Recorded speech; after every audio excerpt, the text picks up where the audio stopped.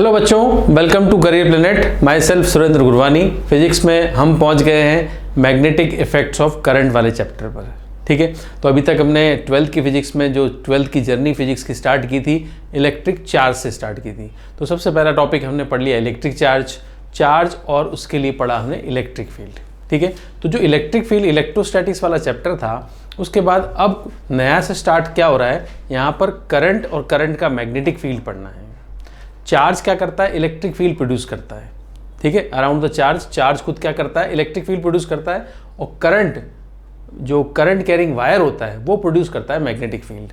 तो चैप्टर का नाम भी हमारा क्या है, magnetic effect of electric current. तो इलेक्ट्रिक करंट का मैग्नेटिक इफेक्ट के बारे में हमें पढ़ना है कि कोई भी किसी वायर में जो करंट फ्लो हो रहा है वो कितना मैग्नेटिक फील्ड कहाँ पर प्रोड्यूस कर सकता है, किस डायरेक्शन में। तो हर डिटेल, हर जानकारी, हर इंफॉर्मेशन इसके लिए आपको लेनी पड़ेगी इस चैप्टर में। तो बने रहिए इस चैप्टर में। स्टार्ट करते हैं हम।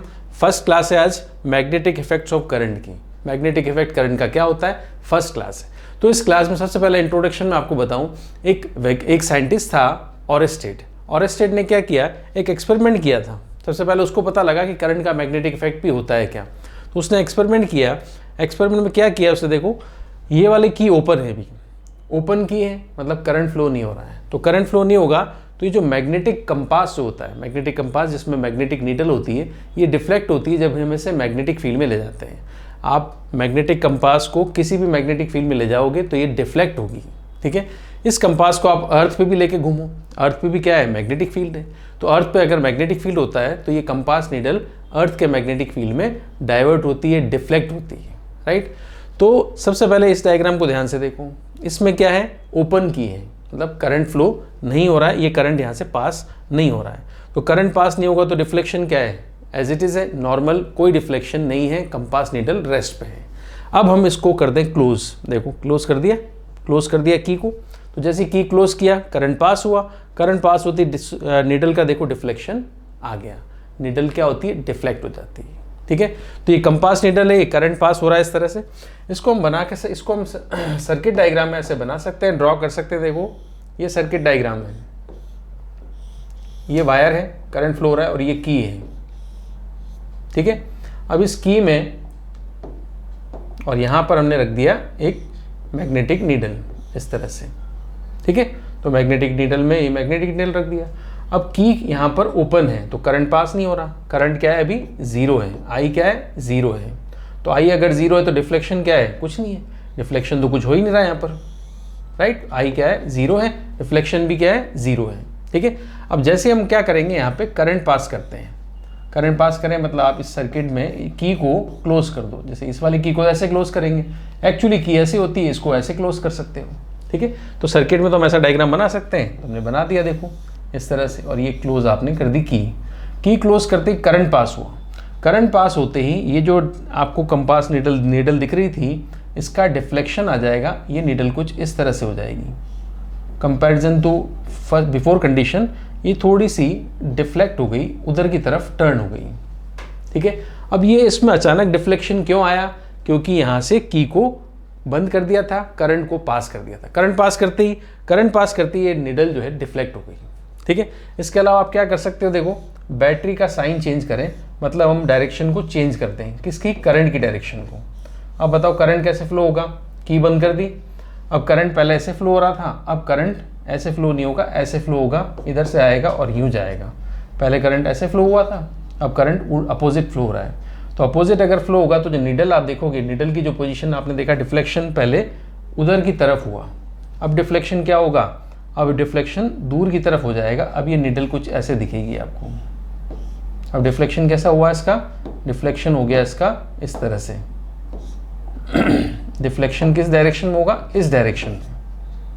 ठीक है, इस डायरेक्शन में डिफ्लेक्शन हो गया। अब पहले किधर था, पहले आपका डिफ्लेक्शन देखो, पहले नीडल ऐसे थी, इस फर्स्ट टाइम डिफ्लेक्शन ऐसे हुआ, सेकंड टाइम करंट की डायरेक्शन चेंज करते ही डिफ्लेक्शन भी यहाँ पर चेंज हो गया, डिफ्लेक्शन की डायरेक्शन भी चेंज हो गई। तो डिफ्लेक्शन डिपेंड करता है मैग्नेटिक फील्ड पे, और आपने देखा जैसे करंट नहीं था तो डिफ्लेक्शन जीरो था, करंट पास करते ही डिफ्लेक्शन आने लग गया।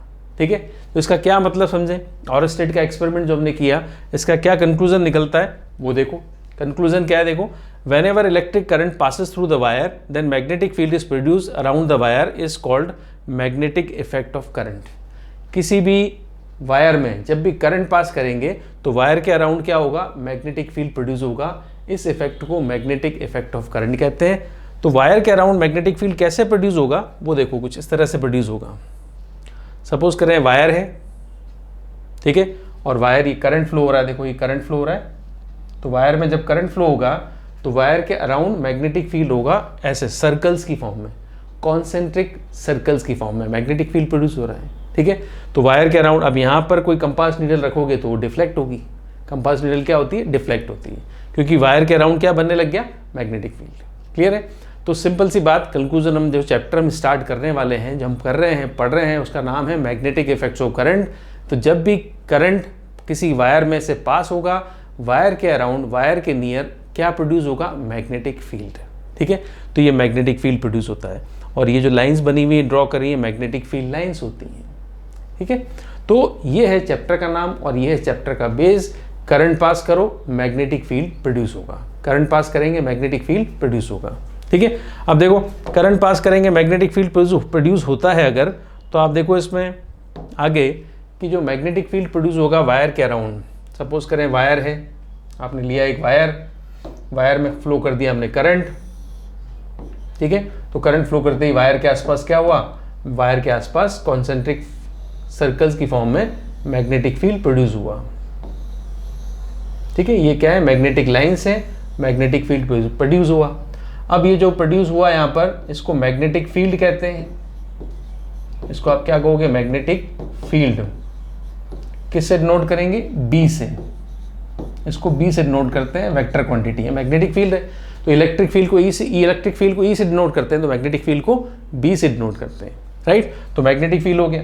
अच्छा, मैग्नेटिक फील्ड के अलावा इसका और भी नाम है। मैग्नेटिक फील्ड के अलावा इसको हम क्या बोलते हैं, और देखो इसका और क्या नाम है, इसका नाम है मैग्नेटिक इंडक्शन भी बोल सकते हैं हम, मैग्नेटिक इंडक्शन। तो कहीं बुक्स में इंडक्शन लिखा हुआ है, मैग्नेटिक इंडक्शन, इसका मतलब वो मैग्नेटिक फील्ड की बात हो रही है, ठीक है। इसके अलावा मैग्नेटिक इंडक्शन के अलावा हम बोल सकते हैं मैग्नेटिक फ्लक्स डेंसिटी। याद रखना बच्चों, मैग्नेटिक फ्लक्स डेंसिटी। तो सब जगह आपको मिलेगा तो बी, मगर अलग अलग नाम से। कहीं बोला है मैग्नेटिक फील्ड, कहीं बोला है मैग्नेटिक इंडक्शन, कहीं बोला है मैग्नेटिक फ्लक्स डेंसिटी, ठीक है। कहीं भी देंगे और वैल्यू आपको जो मिलेगी, इसकी यूनिट जो होगी, तीनों क्वांटिटीज एक ही हैं, यूनिट जो मिलेगी आपको मिलेगी इसकी टेस्ला। मैग्नेटिक फील्ड की यूनिट क्या होती है, टेस्ला, ठीक है। तो टेस्ला को शॉर्ट में या टी भी लिख सकते हो, राइट। तो आप सोचोगे टेस्ला किसकी यूनिट है, मैग्नेटिक फील्ड की। ये वायर है, वायर में करंट पास किया आई, तो इसने कितना मैग्नेटिक फील्ड बनाया, तो बी की वैल्यू निकालोगे, जितना ही बनाएगा 5 टेस्ला, 10 टेस्ला, 15 टेस्ला, 20 टेस्ला, जो भी है मैग्नेटिक फील्ड प्रोड्यूस करेगा। यूनिट क्या लगाएंगे, टेस्ला। इसके अलावा एक यूनिट और भी है भाई, टेस्ला के अलावा सर, जैसे आपका पता है MKS CGS 2 तरह का सिस्टम होता है, किलोग्राम भी है तो ग्राम भी है। किलोग्राम भी किसकी यूनिट है, मास की, तो ग्राम भी किसकी यूनिट है, मास की, ठीक है। तो टेस्ला यूनिट है मैग्नेटिक फील्ड की इन MKS सिस्टम, इन SI सिस्टम। और दूसरी यूनिट जो आएगी वो है गॉस। गॉस भी यूनिट होती है किसकी, मैग्नेटिक फील्ड की। तो जैसे किलोग्राम ग्राम होती है, वैसे टेस्ला गॉस होती है। तो आपको पता होना चाहिए कि एक टेस्ला में कितने गॉस होते हैं, 10⁴ गॉस। ये यूनिट कन्वर्जन भी आपको इंपॉर्टेंट है कि कहीं पर अगर आपको गॉस में मैग्नेटिक फील्ड दे दिया, so you have to convert into tesla, क्योंकि स्टैंडर्ड सिस्टम कौन सा है, SI, और वो है उसके अंदर यूनिट होती है टेस्ला, ठीक है। तो मैग्नेटिक फील्ड वायर के अराउंड प्रोड्यूस होगा और मैग्नेटिक फील्ड की यूनिट क्या होती है, टेस्ला होती है। क्लियर। तो मैग्नेटिक फील्ड की यूनिट टेस्ला होती है।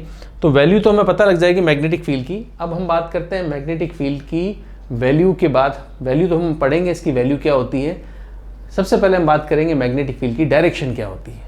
तो हमने जो लाइंस बनाते हैं उसमें डायरेक्शन कैसे डिनोट करोगे, तो डायरेक्शन के लिए हमें पढ़ना पड़ेगा राइट हैंड थंब रूल, जो आप बेसिकली 11th क्लास से पढ़ते आ रहे हो, right hand thumb rule.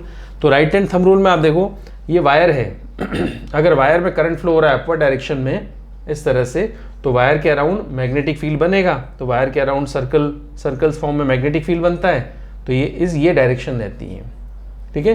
Wire में करंट फ्लो हो रहा है, वायर में करंट फ्लो कर रहा है, अपवर्ड हो रहा है, और ये जो मैग्नेटिक लाइंस बनती हैं वो सर्कल फॉर्म में बनती हैं। तो करंट अगर ऐसे फ्लो होगा तो लाइंस जो बनेगी वो कर्ल्ड फिंगर्स की डायरेक्शन में बनेगी, तो मैग्नेटिक फील्ड इस डायरेक्शन में बनेगा। ठीक है, तो वायर अगर करंट ऐसे फ्लो हो रहा है तो magnetic field around the wire, wire suppose करें इस तरह से, तो वायर में करंट फ्लो हो रहा है, तो थंब क्या रख दिया आपने, वायर के करंट की डायरेक्शन में। उसके अलावा फिंगर्स को ध्यान दो, तो जो फिंगर्स हैं आपकी घूमती हुई फिंगर्स, ये घूमता हुआ मतलब सर्कुलर मैग्नेटिक फील्ड को शो करेंगी। क्लियर है? तो वायर ऐसे रख दिया, करंट अपवर्ड, और ये फिंगर्स को आपने कर्ल कर दिया, इधर से ऐसे घूमती हुई मैग्नेटिक फील्ड बनेगी। ठीक है, आपने जो बना हुआ देखा उसमें आपने डायरेक्शन देखी होगी जरूर। ये देखो, ये बनाया था तो इसमें डायरेक्शन आपको दिख रही है। डायरेक्शन क्या है, देखो करंट फ्लो हो रहा है अपवर्ड डायरेक्शन में, और मैग्नेटिक फील्ड देखो आप, दिख रहा है टर्न, ये सब इनवर्ट्स ऐसे यूँ टर्न हो रही है ऐसे, इधर से आएंगी। यहाँ से मैग्नेटिक लाइन ऐसे बनी तो इधर से आएगी ऐसे, ये वाली देखो मैग्नेटिक लाइन ऐसे जा रही है तो इधर से आएगी ऐसे, और ये मैग्नेटिक लाइन देखो यहाँ से ये ऐसे जा रही है, इधर से घूम के ऐसे आएगी। ठीक है, सब मैग्नेटिक लाइंस ऐसे वायर के अराउंड टर्न करती है, वायर के अराउंड सर्कल्स बनते हैं। ठीक है, दूर होगा मैग्नेटिक फील्ड की वैल्यू अलग होगी, तो ये अलग मैग्नेटिक फील्ड है, ये अलग मैग्नेटिक फील्ड है, ये अलग मैग्नेटिक फील्ड है। जैसे इलेक्ट्रिक फील्ड भी अलग अलग होता है। इलेक्ट्रिक फील्ड का फॉर्मूला हमने पढ़ा था KQ/R², इसमें मैग्नेटिक फील्ड का फॉर्मूला हम पढ़ेंगे अभी, बट आपको ध्यान दें इलेक्ट्रिक फील्ड का फॉर्मूला था KQ/R², तो इलेक्ट्रिक फील्ड डिपेंड करता है R पर, तो ये भी तो मैग्नेटिक फील्ड है, तो मैग्नेटिक फील्ड भी किस पर डिपेंड करेगा, R पर। जितना दूर जाएंगे वायर से मैग्नेटिक फील्ड घटता जाएगा, इसलिए अलग अलग लाइन्स यहाँ पर बनती जा रही हैं। ठीक है, डायरेक्शन क्या होगी उसके लिए हमने पढ़ा कि अगर करंट अपवर्ड फ्लो होगा तो ये जो फिंगर्स होती हैं कर्ल्ड फिंगर्स, ये डायरेक्शन डिनोट करती हैं, around the wire magnetic field बनेगा। तो ये जो डायग्राम बनता है, ठीक है, ये डायग्राम तो है आपका 3D डायग्राम। ये जो डायग्राम हम बनाते हैं ये वाला, ये डायग्राम तो 3D डायग्राम है। करंट ऐसे है और आपको दिख रहा है मैग्नेटिक लाइन्स ऐसे घूम के जा रही है, इधर से घूम के अंदर जाएंगी, उधर से इस वायर के पीछे से घूम के बाहर आएंगी और अंदर जाएंगी। ठीक है, इधर से इसे अंदर जा रही हैं, इधर से घूम के बाहर आएंगी। मगर हमें तो पेपर पर, हम सारी पढ़ाई कर रहे हैं पेपर पर, तो इसको हमें पेपर पर उतारना पड़ेगा। तो जब हम पेपर पर उतारेंगे तो आप मुझे बताओ मैग्नेटिक फील्ड की डायरेक्शन क्या होगी। देखना, ये मैग्नेटिक वायर हमने बना दिया इस तरह से, करंट फ्लो हो रहा है अपवर्ड डायरेक्शन में, करंट फ्लो हो रहा है अपवर्ड डायरेक्शन में। ठीक है, तो अपवर्ड डायरेक्शन फ्लो हो रहा है, तो जो फिंगर्स होती हैं कर्ल्ड फिंगर्स, वो मैग्नेटिक फील्ड की डायरेक्शन बताती हैं, ये तो पता है। अब इस वायर के अराउंड मैग्नेटिक फील्ड तो बना दोगे आप, मगर पेपर पे कैसे बनाएंगे कि वायर के राइट साइड में चलें, तो वायर के राइट साइड में फिंगर्स कर्ल होती हैं अंदर की तरफ, तो यहाँ बनेगा मैग्नेटिक फील्ड अंदर की तरफ ऐसे। अंदर की तरफ क्या बनाएंगे, क्रॉस, क्रॉस मतलब होता है इनवर्ट्स। फिर इधर से अंदर एंटर करेंगे, इधर अंदर इनवर्ट्स होगा, तो वायर के अराउंड जब पीछे से घूम के आएगा, उंगलियां पीछे से घूम के आती हैं ऐसे, तो यहाँ पर आने के बाद फिंगर्स कहाँ आ रही है, बाहर आ रही है, तो इस साइड में मैग्नेटिक फील्ड होगा आउटवर्ड डायरेक्शन में। डॉट बना हुआ आउटवर्ड, क्रॉस बना हुआ इनवर्ट्स। क्लियर है? अब मुझे बताओ, सपोज करें ये हो गया। अब अगला केस ले रहा हूँ मैं, वायर ये लिया, करंट ऐसे फ्लो हो रहा है डाउनवर्ड डायरेक्शन में, करंट ऐसे फ्लो हो रहा है नीचे की तरफ। ठीक है, तो फिंगर्स आप देखोगे किधर कर लूँगी, बाहर की तरफ। जैसे मैं उधर, ये वायर में करंट फ्लो हो रहा है डाउनवर्ड्स, मुझे इधर मैग्नेटिक फील्ड चाहिए, तो उधर फिंगर्स लेके आइए, फिंगर्स कहाँ टर्न होंगी, बाहर की तरफ, तो यहाँ पर मैग्नेटिक फील्ड आएगा आउटवर्ड्स और यहाँ पे मैग्नेटिक फील्ड होगा इनवर्ड्स। ठीक है, तो वायर के अराउंड दोनों साइड अलग अलग डायरेक्शन मैग्नेटिक फील्ड आएगा। किस डायरेक्शन में आउटवर्ड्स आएगा, किस डायरेक्शन में इनवर्ड्स आएगा, वो आपकी फिंगर्स शो करेंगी। वायर में करंट नीचे, तो इस साइड में मैग्नेटिक फील्ड बाहर आ रहा है। ठीक है, इस साइड से बाहर आएगा तो इस साइड से अंदर भी जाएगा, फिर इधर से अंदर गया मैग्नेटिक फील्ड, देखो आप मैग्नेटिक फील्ड क्या, इधर से इनवर्ड्स आएगा और वायर के अराउंड उधर से बाहर आएगा। तो वायर के राइट साइड में तो है बाहर की तरफ, और वायर के इनसाइड देखो, इधर अंदर की, वायर के लेफ्ट साइड में देखो अंदर की तरफ है। ठीक है, इसकी प्रैक्टिस करें, देखो थोड़ा सा और, थोड़ी सी और प्रैक्टिस कर लेते हैं इसकी। मुझे बताओ, सपोज करें ये वायर है, अब बताना, वायर हॉरिजेंटल कर दिया तो आपको दो जगह मैग्नेटिक फील्ड बताना है, वायर के अपवर्ड, अबव द वायर क्या होगा और बिलो द वायर क्या होगा। तो बताओ, above the wire magnetic field की डायरेक्शन बताएं। Above the wire magnetic field क्या होगा, देखो ध्यान से, फिंगर ये थंब रख दिया करंट की डायरेक्शन में। ठीक है, थंब रख दिया करंट की डायरेक्शन में। अगर आपको ऊपर मैग्नेटिक फील्ड चाहिए तो फिंगर्स ऊपर कर दो, ऊपर कर दिया। अब बताओ फिंगर्स को हम कर्ल करेंगे तो ये कहाँ घूम के आएंगी, बाहर की तरफ आ रही है ना, ठीक है। ऊपर करंट ऐसे, ऊपर मैग्नेटिक फील्ड होगा बाहर की तरफ, तो मैंने क्या बना दिया, इसका डॉट बना दिया, ठीक है। और नीचे की हम बात करें, अगर देखो करंट ऐसे फ्लो हो रहा है, हाथ नीचे ले जाओ, नीचे मैग्नेटिक फील्ड चाहिए, वायर के नीचे चाहिए, हाथ नीचे ले जाओ, अब हाथ को घुमाओ तो कहाँ घूमेगा, अंदर की तरफ, ठीक है। तो वायर के नीचे है क्रॉस और वायर के ऊपर है तो आउटवर्ड्स, वायर के नीचे है तो इनवर्ड्स, ठीक है। इस तरह से मैग्नेटिक फील्ड हम ड्रॉ करते हैं, राइट। तो मैग्नेटिक फील्ड की direction right hand thumb rule से निकालते हैं। अब जैसे ये वाला example low, the magnetic field shown in figure, ऐसे मैग्नेटिक फील्ड शो होता है, क्रॉस क्रॉस क्रॉस क्रॉस, ये पूरा मैग्नेटिक फील्ड है, इस तरफ इनवर्ड्स है, ठीक है। और डॉट डॉट बनाया तो डॉट क्या होता है, out of the page, cross क्या होता है, इन टू द पेज। तो आपको बोला है मैग्नेटिक फील्ड शो कर रहे हैं due to current carrying wire, in which direction does the current flow in the wire. Current की डायरेक्शन से मैग्नेटिक फील्ड की डायरेक्शन निकाल सकते हैं और मैग्नेटिक फील्ड की डायरेक्शन से हम करंट की डायरेक्शन भी बता सकते हैं। तो आप बताओ इस वायर में, ये वायर है, इस वायर में करंट कहाँ फ्लो होगा, अपवर्ड होगा कि डाउनवर्ड होगा, सोचो ध्यान से। इधर क्रॉस है, इधर डॉट है इस वायर में करंट कहाँ फ्लो होगा, अपवर्ड डायरेक्शन में कि डाउनवर्ड डायरेक्शन, बताओ। अब देखो वायर में इधर क्या है, इनवर्स मैग्नेटिक फील्ड है ना, देखो फिंगर्स ऐसे टर्न होंगी अंदर की तरफ, ऐसे रखे फिंगर्स अंदर की तरफ जाएंगी, ठीक है। इसको चेक करो, इसमें फिंगर्स कहाँ आ रही है, देखो अगर उधर मैग्नेटिक फील्ड चाहिए तो यहाँ पे फिंगर्स बाहर की तरफ आ रही हैं, राइट। तो इसका मतलब थंब तो एक ही डायरेक्शन में आ रहा है ऊपर, तो थंब ऊपर की डायरेक्शन में, थंब क्या बताता है, करंट की डायरेक्शन बताता है, तो यहाँ पर करंट की डायरेक्शन क्या होगी, अपवर्ड होगी। ऐसे रखेंगे ना करंट, तो मैग्नेटिक फील्ड का अंदर की तरफ है, इधर से आओगे तो मैग्नेटिक फील्ड बाहर की तरफ है। तो कंफर्म हो गया कि इसमें जो करंट फ्लो होगा आई, उसकी डायरेक्शन है अपवर्ड्स, अपवर्ड डायरेक्शन में करंट फ्लो हो रहा है, ऊपर की तरफ करंट फ्लो हो रहा है इसमें। तभी तो हाथ ऐसे रखेंगे, इधर इनवर्ड्स हो गया, और हाथ ऐसे रखेंगे, इधर आउटवर्ड्स हो गया, ठीक है। तो होप आपको राइट हैंड थंब रूल समझ में आ रहा है कि जहाँ भी करंट फ्लो होगा ऐसे, तो फिंगर्स को आप देखोगे किधर घूमती हैं, ऊपर मैग्नेटिक फील्ड चाहिए तो हाथ को ऊपर रख लो, मैग्नेटिक फील्ड बाहर की तरफ आएगा, ठीक है। नीचे मैग्नेटिक चाहिए, मैग्नेटिक फील्ड अंदर की तरफ आएगा।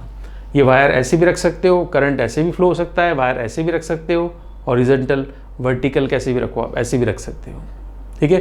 सपोज करें वायर ऐसे रखा हुआ है, अब देखो थंब ऐसे हो गया, ऊपर मैग्नेटिक फील्ड चाहिए, आएगा अंदर की तरफ आएगा, और नीचे मैग्नेटिक फील्ड चाहिए, आप देखो नीचे मैग्नेटिक फील्ड चाहिए ऐसे, तो नीचे मैग्नेटिक फील्ड चाहिए तो फिंगर्स कहाँ घूम के आएंगी, बाहर की तरफ, ऊपर मैग्नेटिक फील्ड चाहिए अंदर की तरफ, ठीक है।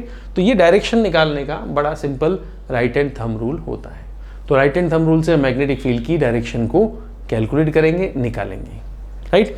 अब इसके अलावा देखो, ये तो था हमारे पास स्ट्रेट वायर स्ट्रेट के अलावा वायर कैसा हो सकता है, देखो वायर सर्कुलर लूप भी तो हो सकता है, ये है सर्कुलर लूप, ये सर्कुलर लूप है, ठीक। और सर्कुलर लूप में करंट फ्लो हो रहा है, देखो आई, ये रहा आई, करंट फ्लो होगा, ठीक। अब सर्कुलर लूप में अगर करंट आई फ्लो होता है, ठीक है, तो इसमें भी हम क्या कर सकते हैं, मैग्नेटिक फील्ड निकाल सकते हैं। यहाँ देखो एक स्मॉल एलिमेंट बनाते हैं, रहा ये स्मॉल एलिमेंट लिया है मैंने, यहाँ से लेकर यहाँ तक का ये रहा, ठीक है।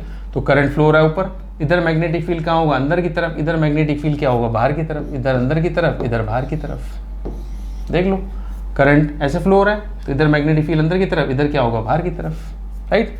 अब उसके बाद सपोज करें यहाँ पहुँच जाते हैं, यहाँ स्मॉल एलिमेंट लिया, ये रहा करंट, तो करंट ऐसे फ्लो हो रहा है, ऊपर मैग्नेटिक फील्ड क्या होगा, अंदर, और नीचे मैग्नेटिक फील्ड होगा बाहर की तरफ, ठीक है। इधर आ जाओ, वायर में करंट ऐसे आ रहा है, ये रहा, तो इधर मैग्नेटिक फील्ड अंदर की तरफ, इधर बाहर की तरफ, इधर अंदर हो गया, इधर बाहर हो गया, ठीक है। और यहाँ पर जब आएंगे, यहाँ देखो वायर करंट ऐसे फ्लो हो रहा है, करंट ऐसे रख देंगे, ऊपर मैग्नेटिक फील्ड बाहर की तरफ होगा, नीचे मैग्नेटिक फील्ड अंदर की तरफ होगा, ठीक है।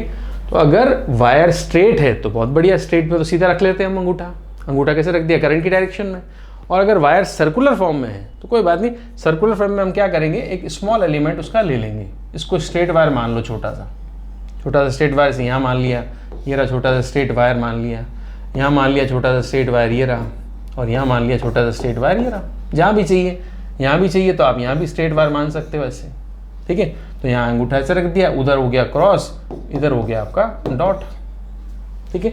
तो राइट हैंड थंब रूल में थंब अंगूठा बताएगा करंट की डायरेक्शन और घूमती हुई फिंगर्स बताएंगी आपको मैग्नेटिक फील्ड की डायरेक्शन, ठीक है। इसको हम आगे भी यूज़ करते हैं। तो मैग्नेटिक फील्ड की डायरेक्शन तो हमें समझ में आ गई, तो अब चलें आगे। डायरेक्शन के बाद अब क्या चाहिए? अब चाहिए सर वैल्यू तो बताओ, मैग्नेटिक फील्ड की वैल्यू क्या है। अगर वायर में करंट फ्लो हो रहा है 5 एम्पियर और हमें उस वायर से r डिस्टेंस पर, मतलब 2 मीटर, 3 मीटर, 4 मीटर डिस्टेंस में मैग्नेटिक फील्ड की वैल्यू चाहिए, तो वैल्यू कौन बताएगा वो देखते हैं, ठीक है। तो इलेक्ट्रिक फील्ड और इलेक्ट्रिक चार्ज में तो हमने पढ़ लिया था कूलम्स लॉ, राइट। इसमें हमें पढ़ना पड़ेगा बायो-सावर्त लॉ। ये देखो बायो-सावर्त लॉ, शॉर्ट में इसको BSL भी कहते हैं, BSL बायो-सावर्त लॉ। ये आता है मैग्नेटिक फील्ड की वैल्यू को बताने के लिए, मैग्नेटिक फील्ड की क्या वैल्यू होगी। और मैग्नेटिक फील्ड आता किस वजह से? करंट कैरिंग वायर की वजह से। तो ये देखो डायग्राम में ध्यान से, ये है आपका बैटरी और ये करंट फ्लो हो रहा है, देखो ये करंट कैरिंग वायर है, ठीक। तो ये जो करंट कैरिंग वायर है इसमें एक स्मॉल एलिमेंट लिया DL, राइट। तो बायो-सावर्त लॉ में बताया गया, एक्सपेरिमेंटली इन्होंने ऑब्जर्व किया था कि मैग्नेटिक फील्ड जो होता है B at a point at distance R, wire से कितना दूर है? R डिस्टेंस पे एक पॉइंट लिया हमने P, ठीक है। From the small elemental length, small elemental length, ये स्मॉल एलिमेंट दे रखा है, इस स्मॉल एलिमेंटल लेंथ की वजह से मैग्नेटिक फील्ड जो आएगा इस पॉइंट पर, ठीक है, वो हमें पढ़ना है, राइट। तो ये जो स्मॉल एलिमेंटल है, small elemental part, small element कह सकते हो, स्मॉल एलिमेंट पार्ट भी कह सकते हो, वायर का एक छोटा सा टुकड़ा कह सकते हो। तो वायर का एक छोटा सा टुकड़ा है DL, ये R डिस्टेंस पे कोई पॉइंट है P, इस पे कितना मैग्नेटिक फील्ड बनाएगा? DB, ठीक है। DL is a small element और ये R डिस्टेंस पे एक पॉइंट है DB, इस पे मैग्नेटिक फील्ड बनाएगा, ठीक है। तो वायर को मैं ऐसे भी लिख सकता हूँ, देखो ये हमारे पास वायर है, ऐसे भी ड्रॉ कर लिया। वायर स्ट्रेट भी हो सकता है, वायर सर्कुलर भी हो सकता है, तो ऐसा डायग्राम भी बना सकते हैं, राइट। तो ये वायर हो गया। अब वायर में क्या चाहिए? वायर, पूरे वायर की वजह से मैग्नेटिक फील्ड नहीं बताया बायो-सावर्त लॉ में, मैग्नेटिक फील्ड बताया गया है बायो-सावर्त लॉ में ड्यू टू स्मॉल एलिमेंट। ये हो गया स्मॉल एलिमेंट DL, ठीक है। करंट कैरिंग वायर है, करंट फ्लो हो रहा है इसमें I। अब ये जो टुकड़ा है स्मॉल एलिमेंट, इससे R डिस्टेंस पर, इस वायर से, इस स्मॉल एलिमेंट से R डिस्टेंस पे एक पॉइंट है P, इस पॉइंट P पर हमें मैग्नेटिक फील्ड निकालना है, उसके लिए हम पढ़ रहे हैं बायो-सावर्त लॉ। तो due to small element magnetic field होगा DB, स्मॉल मैग्नेटिक फील्ड होगा क्योंकि स्मॉल एलिमेंट ही लिया है। पूरा वायर होगा तो पूरा मैग्नेटिक फील्ड B आ जाएगा। हम बात कर रहे हैं, हम शुरुआत कर रहे हैं लॉ में बताया गया बायो-सावर्त लॉ में DB के बारे में, ठीक है। फिर एक बार DB मिल जाएगा, हम पूरा B भी ले आएंगे, मगर DB की बात कैसे होगी, DB क्या आएगा उसको बात ध्यान से सुने। तो ये जो मैग्नेटिक फील्ड आएगा यहाँ पे DB, इसकी बात ध्यान से सुनना। फर्स्ट डायरेक्टली एज द, क्या कैसे वेरी करेगा DB, ये जो DB आपने लिखा आप कह सकते हो DB डिपेंड्स, DB किस पे डिपेंड कर रहा है वो देखना ध्यान से। DB डिपेंड्स और वेरीज, ठीक है। कैसे वेरी कर रहा है, कैसे डिपेंड कर रहा है? Varies directly as the strength of current I। सबसे पहली बात कि DB जो होगा वो करंट के डायरेक्टली प्रोपोर्शनल है, फर्स्ट पॉइंट। तो मैं फर्स्ट पॉइंट यहाँ लिख देता हूँ, देखो DB is directly proportional to electric current I। जितना स्ट्रॉन्ग करंट फ्लो करेंगे मैग्नेटिक फील्ड उतना स्ट्रॉन्ग आएगा, जितना ज़्यादा करंट फ्लो करेंगे मैग्नेटिक फील्ड उतना ज़्यादा आएगा, ठीक है। तो अब देखो आगे नेक्स्ट क्या है, second, directly as the magnitude of length of small element. इस लेंथ के, जो टुकड़ा आपने लिया वायर का, इस वायर की लेंथ के भी डायरेक्टली प्रोपोर्शनल है। वायर की लेंथ क्या है? DL है ना, तो DL लिख दिया, स्मॉल एलिमेंट इसलिए DL लिख दिया। जितना वायर बड़ा होगा मैग्नेटिक फील्ड भी उतना स्ट्रांग होगा, ठीक है। वायर का टुकड़ा छोटा सा टुकड़ा लोगे वायर का इतना सा, तो कम मैग्नेटिक फील्ड बनाएगा, वायर बड़ा लोगे ज़्यादा मैग्नेटिक फील्ड बनाएगा। इतनी सी बात है, इसलिए डायरेक्टली प्रोपोर्शनल टू लेंथ होता है। थर्ड देखो, directly as the sine of angle theta between DL and R vector. अब R वेक्टर और DL ये क्या होता है? देखो DL स्मॉल एलिमेंट है, इसकी डायरेक्शन ड्रॉ करनी है मुझे, मैं इसकी भी डायरेक्शन ड्रॉ करूँ, फिर R की भी डायरेक्शन ड्रॉ कर रहा हूँ। देखो DL स्मॉल एलिमेंट है, तो dl अगर स्मॉल एलिमेंट है तो इसकी डायरेक्शन क्या होगी, dl की डायरेक्शन ऐसे टेंजेंट ड्रॉ कर लो, dl पे एक टेंजेंट ड्रॉ कर लिया, ये डायरेक्शन हो गई dl की, और पॉइंट कहाँ इधर है तो पॉइंट की डायरेक्शन ये हो गई, ये आर कैप कह लो, ये आर कैप लिखा है देखो, ठीक है। तो आर मतलब पॉइंट कहाँ है, पॉइंट तो उधर है, एक पॉइंट की डायरेक्शन है, और डीएल की डायरेक्शन कैसे आएगी, डीएल पे टेंजेंट ड्रॉ करेंगे, राइट। तो magnetic field is directly proportional to the sine of angle theta between DL vector and R vector. अब डीएल वेक्टर कौन सा, ये रहा, स्मॉल एलिमेंट है तो डीएल वेक्टर क्या होगा, डीएल के अलॉन्ग टेंजेंट ड्रॉ करेंगे, यहाँ ड्रॉ कर लेते हैं, देखो डीएल ये रहा, ठीक है। अगर ये डीएल है तो डीएल वेक्टर ड्रॉ करें तो ये रहा डीएल, ऐसे आ जाएगा, ये डीएल हो गया, ये आर हो गया, इनके एंगल बीच में थीटा हो गया। इधर देखो ये डीएल की डायरेक्शन हो गई, ये आर की डायरेक्शन हो गई, और डीएल और आर के बीच में एंगल क्या हो गया, थीटा हो गया। देखो ये थीटा, और इस थीटा क्या लेना है साइन लेना है, साइन ऑफ एंगल थीटा। तो थर्ड पॉइंट लिख देते हैं, तो D B is proportional to sine theta, ये हो गया साइन थीटा, राइट। अब और लास्ट देखो, inversely D B inversely proportional to square of distance between the point P and the small element dl। अब डिस्टेंस के स्क्वायर के, जैसा आपको पता है कि वैल्यू जो होगी db की वैल्यू, ये डिस्टेंस जो पॉइंट की डिस्टेंस है वो r है, r के स्क्वायर के डायरेक्टली प्रोपोर्शनल है, ठीक है। अब ये सब बातें किसने बताई, बायो सावर्ट लॉ में जो साइंटिस्ट थे उन्होंने बताई। कैसे बताई, वो एक्सपेरिमेंटली, बायो एंड सावर्ट जो थे दो साइंटिस्ट, एक्सपेरिमेंटली ऑब्जर्व किया था इन्होंने, ये एक्सपेरिमेंटली ऑब्जर्व करके इन्होंने आपको बताया, इसलिए इसको लॉ बोल देते हैं कि बायो सावर्ट लॉ है, ठीक है। लॉ का कोई प्रूफ नहीं होता है, लॉ को एक्सपेरिमेंटली देखा जाता है, एक्सपेरिमेंटली ऑब्जर्वेशन से बनाया जाता है। तो ये देखा गया कि यहाँ पे जो मैग्नेटिक फील्ड आया डीबी, इस मैग्नेटिक फील्ड की वैल्यू करंट बढ़ाई तो बढ़ गया, स्मॉल एलिमेंट की लेंथ बढ़ाई तो बढ़ गया, ठीक है। थीटा एंगल बढ़ाया तो भी मैग्नेटिक फील्ड बढ़ गया। तो तीन के तो डायरेक्टली प्रोपोर्शनल है, और डिस्टेंस को बढ़ाया, पॉइंट को दूर किया, मैग्नेटिक फील्ड कम हो गया, इसलिए आर के साथ इनवर्स रिलेशन है। तो ये चार क्वांटिटीज पर डिपेंड करता है मैग्नेटिक फील्ड डीबी, राइट। चारों क्वांटिटी समझ में आ रही है। पहला तो है स्ट्रेंथ ऑफ करंट, दूसरा है लेंथ स्मॉल एलिमेंट, तीसरा है angle between DL vector and R vector, और चौथा है डिस्टेंस, स्क्वायर ऑफ डिस्टेंस है between the point and small element. इन चार चीज़ों पर डिपेंड करता है, चारों को मैंने लिख दिया।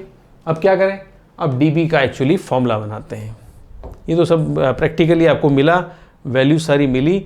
अब मुझे डीबी का इसमें क्या बनाना है, फॉर्मूला बनाना है, एक्चुअल फॉर्मूला बनाना है। तो देखो डीबी किस किस पे डिपेंड करता है वो हमने पढ़ लिया। डीबी डिपेंड करता है प्रोपोर्शनल टू आई, दूसरा डीएल, तीसरा साइन थीटा, और चौथा आर, आर के स्क्वायर के इनवर्सली प्रोपोर्शनल था, ठीक है। तो प्रोपोर्शनलिटी का साइन हटाएंगे तो एक कांस्टेंट आएगा, और वो कांस्टेंट आता है यहाँ पे म्यू नॉट अपॉन 4 पाई। आपको याद है जो कूलम्स लॉ पढ़ा, इलेक्ट्रिक फोर्स पढ़ा, कूलम्स लॉ में कूलम्स कांस्टेंट क्या था, 1/4 पाई। वो इसमें भी है देखो 1/4 पाई, वहाँ पर था एप्सिलॉन नॉट, यहाँ पे क्या होगा, म्यू नॉट होगा। क्या होता है epsilon not, electric permittivity of air है, वैक्यूम था। यहाँ पे म्यू नॉट क्या होगा, म्यू नॉट होगा मैग्नेटिक, म्यू मैग्नेटिक बताएगा क्योंकि एप्सिलॉन नॉट इलेक्ट्रिक बताता है, तो मैग्नेटिक परमिएबिलिटी कहेंगे, मैग्नेटिक परमिटिविटी भी कह सकते हो मैग्नेटिक परमिटिविटी ऑफ एयर और वैक्यूम, ठीक है, एयर वैक्यूम। म्यू नॉट क्या होता है, मैग्नेटिक परमिटिविटी को मैग्नेटिक परमिएबिलिटी भी कहते हैं इसको, मैग्नेटिक परमिएबिलिटी और मैग्नेटिक परमिटिविटी ऑफ एयर और वैक्यूम। इसकी वैल्यू मैं आपको बता दूं, देखो म्यू नॉट की वैल्यू होती है 4 पाई इंटू 10⁻⁷, ये म्यू नॉट की वैल्यू होती है। तो आप मुझे बताओ म्यू नॉट की वैल्यू अगर ये है तो यहाँ पर कांस्टेंट क्या आया, यहाँ पे तो कांस्टेंट है म्यू नॉट अपॉन 4 पाई, आगे तो वैल्यू ये वाली आ जाएगी as it is, I DL sine theta upon R square, ये वैल्यू आ गई, ठीक है। मगर ये जो म्यू नॉट अपॉन 4 पाई जो कांस्टेंट था उसकी वैल्यू क्या है देखो, तो म्यू नॉट अपॉन 4 पाई है ना, 4 पाई यहाँ डिवाइड कर दिया, तो म्यू नॉट अपॉन 4 पाई की जो वैल्यू आएगी वो है 10⁻⁷। 10⁻⁻7 वैल्यू आती है इसकी। ठीक है, तो वैल्यू पे ध्यान देंगे तो कांस्टेंट जो आएगा ना हमारे यहाँ पर, ये कांस्टेंट हम क्या रख देंगे, सीधा 10⁻⁻7 रख देंगे। सीधा इसकी जगह क्या रख दोगे, 10⁻⁻7, क्योंकि म्यू नॉट की वैल्यू अगर ये रखोगे 4 पाई इंटू 10⁻⁻7 तो 4 पाई से 4 पाई कट जाएगा और 10⁻⁻7 आएगा। कूलम्ब कांस्टेंट की वैल्यू क्या थी, 9 इंटू 10⁻9, वहाँ पे 9 इंटू 10⁻9 से मल्टीप्लाई करते हैं, यहाँ पर 10⁻⁻7 से मल्टीप्लाई करोगे। ठीक है, तब जाके आपको मैग्नेटिक फील्ड की वैल्यू मिलेगी। अब आप डिफरेंस समझना, कूलम्ब कांस्टेंट के की वैल्यू थी 9 इंटू 10⁻9, ठीक है, और यहाँ पे कांस्टेंट की वैल्यू आ रही है 10⁻⁻7। दोनों मैग्नेटिक, दोनों कांस्टेंट है। ये आपका कांस्टेंट किस में, इलेक्ट्रिक फील्ड में ये वाला कांस्टेंट आता है, मैग्नेटिक फील्ड में ये वाला कांस्टेंट आता है। ठीक है, मैग्नेटिक फील्ड में कांस्टेंट और ये कांस्टेंट। वैल्यू वाइज ध्यान दें तो बताओ स्ट्रॉन्ग वैल्यू किसकी है, कूलम्ब कांस्टेंट की है कि मैग्नेटिक फील्ड वाले के कांस्टेंट की है। कूलम्ब कांस्टेंट की वैल्यू स्ट्रॉन्ग है, 10⁻9 आ रहा है देखो। और मैग्नेटिक फील्ड की वैल्यू क्या है, मैग्नेटिक फील्ड का जो कांस्टेंट है उसकी वैल्यू क्या है, 10⁻�7। तो ये ऑलरेडी 10⁻�7 मतलब बहुत कम आ रहा है, इसलिए वायर के आसपास जो मैग्नेटिक फील्ड होता है, field, magnetic field, magnetic force, ये बहुत कम होते हैं, वीक कह सकते हो आप।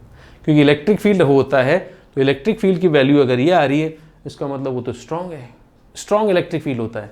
मगर मैग्नेटिक फील्ड की बात करोगे, मैग्नेटिक फोर्स की बात करोगे तो ये वीक होता है as compare to electric field और इलेक्ट्रिक फोर्स। ठीक है, इसलिए इलेक्ट्रिक फील्ड, इलेक्ट्रिक फोर्स को फील करना बहुत ईजी होगा, एक्सपेरिमेंटली ऑब्जर्व करना बहुत ईजी होगा।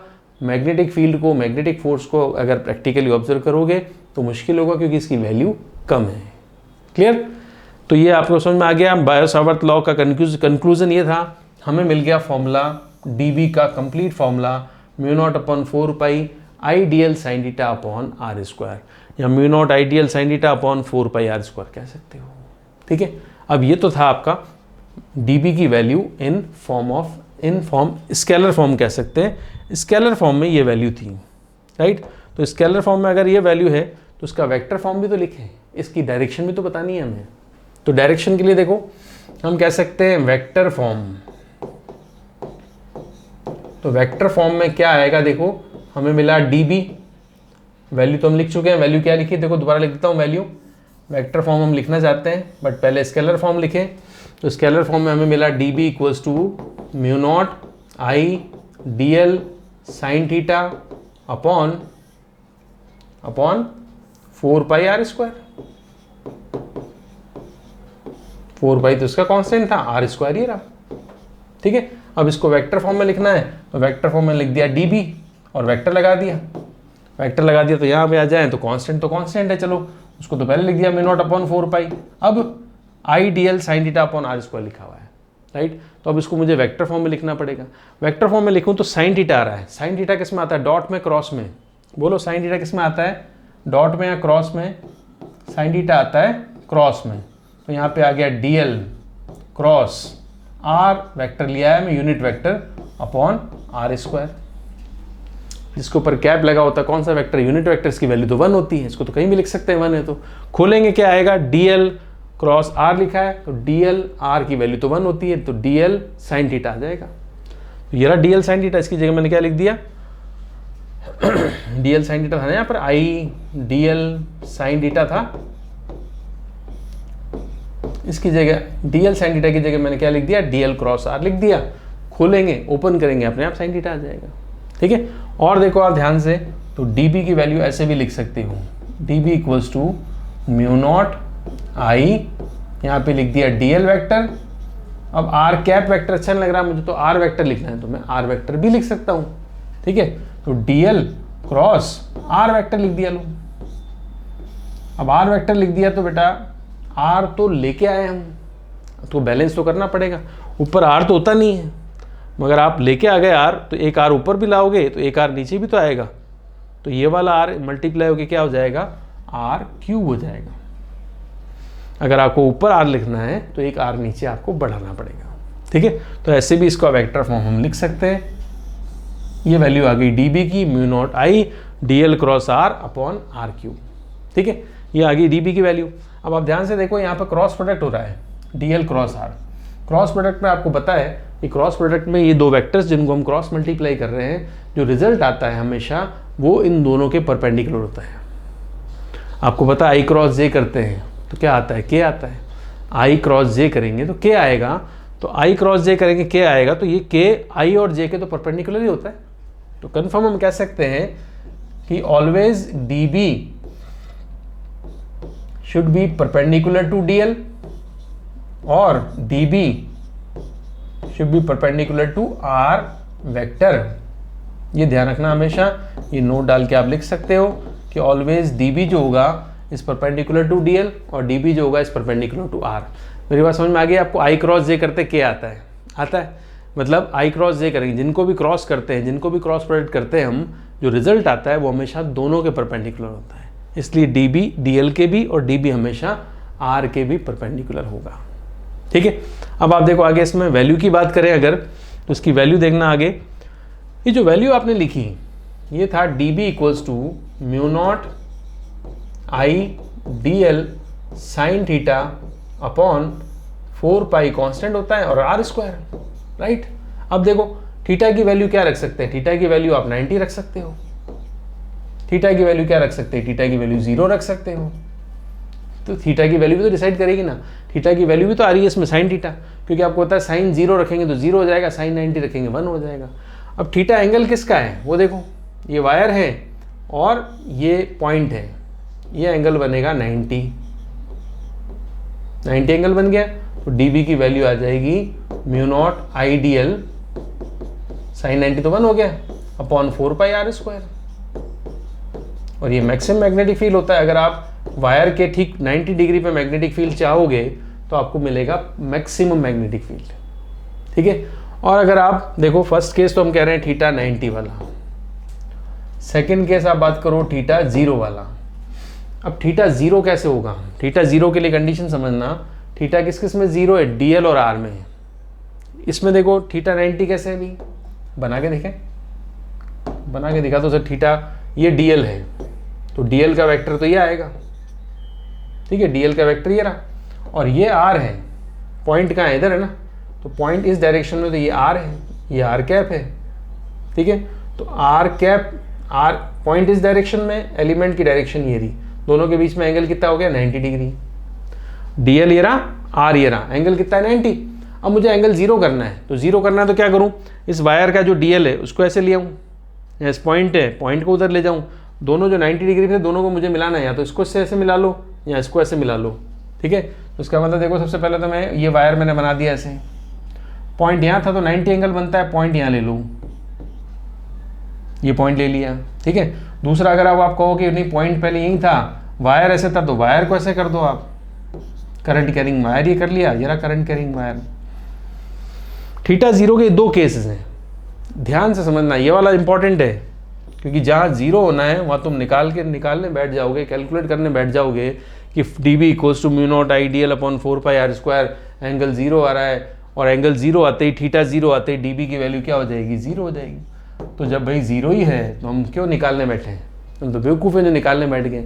तो वो बेवकूफ़ी ना करें, हमारे समझ में आना चाहिए कि अगर वायर के अलॉन्ग मतलब वायर ये रहा, तो वायर की लेंथ के अलॉन्ग अगर कोई पॉइंट होगा, यहाँ हो, यहाँ हो, यहाँ हो, चाहे यहाँ हो, कहीं भी हो, वायर की लंबाई जो है उसकी, उस लंबाई पर, उसकी लेंथ पर अगर कोई पॉइंट आ गया तो वहाँ मैग्नेटिक फील्ड हमेशा क्या होगा, 0 होगा, क्योंकि एंगल क्या हो गया 0, पॉइंट और डिस्टेंस, स्मॉल एलिमेंट की डिस्टेंस और पॉइंट दोनों एक ही डायरेक्शन में आ गए तो 0 एंगल हो जाएगा और मैग्नेटिक फील्ड हमेशा 0 होगा। निकालने की कोई ज़रूरत नहीं है, डी बी इक्वल्स टू क्या पुट कर सकते हो, 0। ठीक है, ये बच्चे भूल जाते हैं, निकालते रहते हैं अननेसेसरी, और पता ही नहीं 0 हो रहा है तो वहाँ लिख दिया, एंगल ही नहीं पता लग रहा है, एंगल ही नहीं पता लग रहा है तो उसको एंगल क्या मान लेते हैं वहाँ, कोई बात नहीं, इसको एंगल कुछ भी लिख कर और फॉर्मूला ये वाला लगा के और ये वैल्यू निकाल देते हैं। ठीक है, या फिर कोई और फॉर्मूला लगा लेते हैं और उसमें आंसर निकालने की कोशिश करते हैं, जबकि आपको पता होना चाहिए इस पे आंसर निकालने की कोई ज़रूरत नहीं है, मैग्नेटिक फील्ड क्या होगा, 0 होगा। ठीक है, इसके अलावा थीटा कोई भी एंगल पे हो सकता है, तो नॉर्मल केस है ही, हमने पढ़ा। वायर ये रहा, ये वायर है, करंट कैरिंग वायर, पॉइंट यहाँ ले लिया, ये रहा, ये पॉइंट ले लिया। ठीक है, तो स्मॉल एलिमेंट कौन सा होगा ये आपको पता ही है, स्मॉल एलिमेंट यहाँ होता है, ये रहा, स्मॉल एलिमेंट की डायरेक्शन ये रही, और पॉइंट किस डायरेक्शन में, पॉइंट इस डायरेक्शन में भी दिख रहा है, ये रहा पॉइंट की डायरेक्शन ये रही, तो ये आर कैप और ये डी एल वैक्टर, दोनों के बीच में एंगल क्या हो गया, थीटा हो गया। तो नॉर्मल केस तो होता ही है। थीटा 0 कर दोगे पॉइंट यहाँ आ जाएगा तो मैग्नेटिक फील्ड 0 होगा, थीटा मैक्सिमम रख दोगे 90 मैग्नेटिक फील्ड मैक्सिमम आएगा। ठीक है, तो ये केस है और ये वाला खासकर इंपॉर्टेंट है, ये आपको पता होना चाहिए, इसको आप याद रखोगे, आगे जाके इसको निकालने की ज़रूरत नहीं पड़ेगी। राइट, तो मैग्नेटिक फील्ड के लिए फॉर्मूला हमने देख लिया, ये फॉर्मूला जो था D B equals to mu naught I D L sine theta, ये कंप्लीट फॉर्मूला जो हमने पढ़ा, ये फॉर्मूला हमें मिला बायो-सावर्त लॉ से। तो बायो-सावर्त लॉ से फॉर्मूला मिल गया तो इसका यूज़ कर लेते हैं। फिर इसका यूज़ कहाँ करें वो देख लो। इसका यूज़ कर लेते हैं सबसे पहले, magnetic field at centre due to circular loop, circular current carrying loop कह सकते हैं हम। तो सर्कुलर करंट कैरिंग लूप है तो इसमें करंट फ्लो कर दिया, देखो ये करंट फ्लो हो रहा है इसमें आई। ठीक है, तो let us consider a circular loop in which I current flows in the loop in anti-clockwise direction and r is the radius of circular loop। r क्या है, इसकी रेडियस है, r कैपिटल R लिया, रेडियस को capital R से लिख देंगे, r क्या है, रेडियस है सर्कुलर लूप की। ठीक है, तो हमें क्या चाहिए, मैग्नेटिक फील्ड चाहिए इसके सेंटर पे, तो सेंटर ये रहा। अब मैग्नेटिक फील्ड सेंटर पे चाहिए तो हमें क्या लगाना पड़ेगा, BSL, और BSL लगता है स्मॉल एलिमेंट की वजह से। तो सबसे पहले तो आपको स्मॉल एलिमेंट सपोज करना पड़ेगा। राइट, तो हम क्या करेंगे यहाँ पे, सपोज स्मॉल एलिमेंट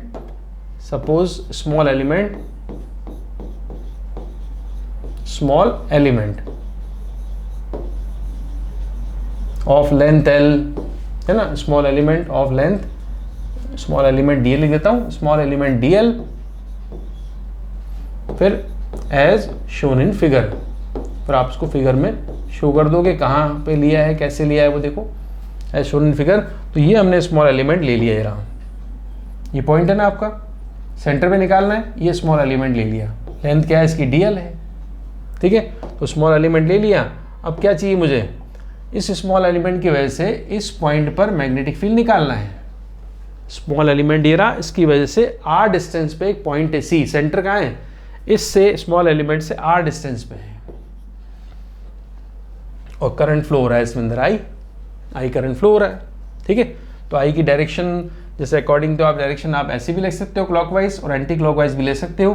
तो एक बार मैं डायरेक्शन आपकी एंटी क्लॉकवाइज ले लेता हूँ, डायरेक्शन क्या ले लें, एंटी क्लॉकवाइज ले लेते हैं इसमें, कि जो सर्कुलर लूप था R रेडियस का, सेंटर इसका C है, और करंट इसमें फ्लो हो रहा है एंटी क्लॉकवाइज डायरेक्शन में। एंटी क्लॉकवाइज मतलब समझ गए आप, ऐसे फ्लो होगा, एंटी क्लॉकवाइज लिया था, ये डायरेक्शन लेनी है आपको। ठीक है, ताकि ये बायो-सावर्त लॉ वाला जो फील आएगा वो एक्चुअल आ जाएगा।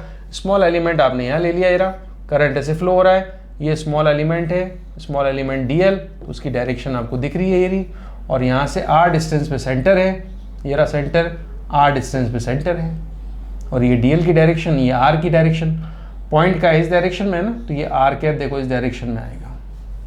राइट, तो इस तरह से हमने ड्रॉ कर लिया इसको। अब क्या करना है, यूजिंग BSL, आप कह सकते हो अकॉर्डिंग टू BSL समझ गए, बायो-सावर्त लॉ। तो क्या था according to BSL, DB equals to होता है mu naught I DL sine theta upon 4πr²। ठीक है, वैल्यू पुट करें तो DB आ जाएगा, देखो म्यू नॉट की जगह तो म्यू नॉट है, करंट I है, ये कितना करंट है, I करंट है, तो I है, स्मॉल एलिमेंट DL था, DL ही लिया। एंगल बताओ theta, what is the theta, it is angle between DL and R। तो स्मॉल एलिमेंट तो ये रहा, और DL R की डायरेक्शन ये रही, तो स्मॉल एलिमेंट ऐसे जा रहा है ऊपर और R उस तरफ है, तो एंगल कितना बनेगा, 90। तो थीटा पुट कर दो यहाँ पे 90 डिग्री, अपॉन 4π, तो 4π है। अब देखो स्मॉल r डिस्टेंस क्या है पॉइंट की, स्मॉल एलिमेंट से सेंटर की डिस्टेंस क्या है, कैपिटल R, तो स्मॉल r की जगह क्या पुट कर दोगे, कैपिटल R पुट कर दिया, साइन 90 होता है 1, ये वैल्यू आ गई। तो DB की वैल्यू क्या आ गई, DB equals to mu naught I DL sine 91 4πr²। तो क्या DB हम निकालेंगे तो क्या हमारा जो है DB से ही काम चल जाएगा, नहीं, हमें स्मॉल एलिमेंट की वजह से मैग्नेटिक फील्ड नहीं चाहिए था, हमें चाहिए magnetic field at centre due to circular loop, मतलब पूरे सर्कुलर लूप की वजह से चाहिए। ये तो है स्मॉल एलिमेंट का मैग्नेटिक फील्ड, जो स्मॉल एलिमेंट आप सपोज करोगे उसका मैग्नेटिक फील्ड। अब चाहिए पूरा सर्कुलर लूप के लिए, तो भी क्या करें, पूरे सर्कुलर लूप के लिए चाहिए तो हमें चाहिए मैग्नेटिक फील्ड, हमें चाहिए magnetic field due to whole loop कह सकते हो, ड्यू टू होल लूप। पूरे लूप की वजह से मैग्नेटिक फील्ड क्या होगा, तो पूरे लूप की वजह से तो मैग्नेटिक फील्ड बी होगा। डीबी तो छोटा सा मैग्नेटिक फील्ड है, बी होल लूप की वजह से है, तो बी इक्वल्स टू क्या होगा, इंटीग्रेशन ऑफ डी बी। ये लो, डी बी इस एलिमेंट की वजह से था, एलिमेंट यहाँ नहीं करते, यहाँ सपोज करते उसकी वजह से भी डी बी, यहाँ एलिमेंट होता तो उसकी वजह से भी डी बी, यहाँ एलिमेंट होता उसकी वजह से डी बी, यहाँ एलिमेंट होता उसकी वजह से डी बी। तो हमें पूरा लूप के लिए सारे डी बीज का जो एलिमेंट, सारे डी बीज जो थे, मतलब सारे एलिमेंट्स की वजह से जो मैग्नेटिक फील्ड होता है छोटा छोटा, उन सबको जोड़ना है। भाई इसकी वजह से डी बी, इसकी वजह से डी बी, इसकी वजह से डी बी, इसकी वजह से डी बी, सबका सारे डी बी जितने भी होंगे, सारे एलिमेंट्स के जो डी बी होंगे, उन सारे डी बीज को जोड़ लो। और जोड़ने का काम कौन करता है, इंटीग्रेशन, इंटीग्रेशन कर लेंगे हम। तो बताओ डी बी की वैल्यू क्या है, डी बी की वैल्यू है mu naught I D L sine theta upon 4πr²। Integration करना है, तो इंटीग्रेशन करते टाइम आप देखोगे कांस्टेंट बाहर ले लो, म्यू नॉट आई 4πr², और इंटीग्रेशन करना पड़ेगा आपको स्मॉल एलिमेंट का। भाई डी एल एक वेरिएबल है, ठीक है, तो स्मॉल एलिमेंट यहाँ से कहीं भी पूरे लूप पर हो सकता है। तो मुझे बताओ लिमिट्स क्या लगा है, पूरा लूप क्या आएगा, 0 से 2πr। एलिमेंट कहाँ से लेकर कहाँ तक मैक्सिमम कहाँ से ले सकते हो, कहीं भी ले सकते हो इस पर। तो स्मॉल एलिमेंट यहाँ से शुरू करोगे 0 से, पूरा घूम के आ जाओ तो क्या लिमिट बनेगी, 2πr। 0 से 2πr मतलब मैंने पूरा लूप कवर कर लिया, तो लिमिट्स लगा दी 0 से 2πr, तो यहाँ भी 0 से 2πr लगा देंगे, ठीक है। तो डीएल का इंडिकेशन क्या होता है, एल, अपर लिमिट क्या है 2πr, तो वैल्यू पुट कर लेंगे। देखो यहाँ पर ये आ गया mu naught I upon 4πr² और इंटू 2πr। डीएल का इंडिकेशन एल होगा और अपर लिमिट 2πr मैंने पुट कर दी, ठीक है। तो अब देखो 2πr कैंसिल कर दो, 2πr से 2πr, पाई से पाई कैंसिल, r से r कैंसिल, 2 से 2 कैंसिल, 2 आ जाएगा। तो magnetic field due to circular loop क्या आया, b equals to mu naught I upon 2r। Magnetic field क्या आया, mu naught I upon 2r, mu naught I upon 2r। I current flow करोगे r radius के coil में, तो उसके centre में मैग्नेटिक फील्ड का फॉर्मूला मिला, mu naught I upon 2r। ये फॉर्मूला मिल गया, यहाँ इस फॉर्मूले से तो मैग्नेटिक फील्ड निकालोगे, इस फॉर्मूले से मैग्नेटिक फील्ड निकालोगे, वैल्यू आ जाएगी 5 टेस्ला, 10 टेस्ला, 20 टेस्ला, जो भी आएगी वैल्यू तो मिली, वैल्यू इस फॉर्मूले से निकलेगी। और ये फॉर्मूला मिला हमारे बायो-सावर्त लॉ की हेल्प से। डायरेक्शन निकालोगे राइट हैंड थंब रूल से, वैल्यू निकालोगे b equals to mu naught I upon 2r due to circular loop, ठीक है। तो इसमें देखो आप लूप के अलावा और क्या हो सकता है, और देखो ड्यू टू सर्कुलर लूप आ गया, फर्स्ट केस देखो इसमें। अब हम लिख रहे हैं ड्यू टू सर्कुलर कॉइल, भाई coil due to circular coil, तो लूप की वजह से क्या आया, लूप की वजह से तो आया mu naught I upon 2r, तो ड्यू टू सर्कुलर कॉइल। अब सर्कुलर कॉइल में नया क्या होता है, n होता है, n मतलब होता है नंबर ऑफ टर्न्स। भाई कॉइल में और लूप में इसी बात का तो फर्क है। मैग्नेटिक फील्ड एट सेंटर जो फॉर्मूला हमने पढ़ा था अभी, म्यू नॉट आई, म्यू नॉट, अब इसमें लिख दोगे mu naught N I upon 2r। वो mu naught I upon 2r था, ये mu naught N I upon 2r है। भाई कॉइल और लूप में मैं डिफरेंस बात कर रहा था, कॉइल और लूप में क्या डिफरेंस है, कॉइल मतलब जिसमें बहुत सारे टर्न्स हो, और एक ही टर्न होगा तो उसको लूप कहते हैं, ठीक है। तो एक ही टर्न होगा तो लूप कहेंगे, और बहुत सारे टर्न होंगे तो उसको कॉइल कहते हैं। तो कॉइल में हम एक टर्न की value mu naught I upon 2r जो हमने अभी पढ़ी थी, एक लूप की वजह से कितनी value mu naught I upon 2r। तो कॉइल मतलब n टर्न्स, n लूप्स कह सकते हैं, तो mu naught N I upon 2r हो जाएगा, क्लियर। इसके अलावा देखो second, due to circular loop पढ़ लिया हमने, तो इसी में नेक्स्ट आता है due to circular arc, arc भी तो हो सकता है ना, ड्यू टू सर्कुलर आर्क। पूरा लूप ले रहे हैं, बहुत सारे लूप ले रहे हैं, पूरा लूप ले रहे हैं, और आर्क मतलब आप समझ गए, लूप पूरा नहीं लेके लूप का एक पार्ट ले लिया। ये सेंटर था, यहाँ पे मैग्नेटिक फील्ड निकालना है, पार्ट ले लिया यहाँ से लेकर यहाँ तक, ये पार्ट लिया, ए टू बी, ये है आर्क ए टू बी, ठीक है, ए टू बी आर्क है, तो बाकी हम हटा देते हैं, देखो बाकी इसको हटा देते हैं, ए टू बी आर्क है, बाकी हटा दिया मैंने, ठीक है, हटा दिया, देखो तो पूरा हट गया। एक मिनट वापस लाते हैं इसको, ये रहा। तो आर्क मतलब आप समझ जाओ, देखो आर्क का मतलब क्या है, इस तरह से कह सकते हो, ये आर्क यहां से यहां तक है बस,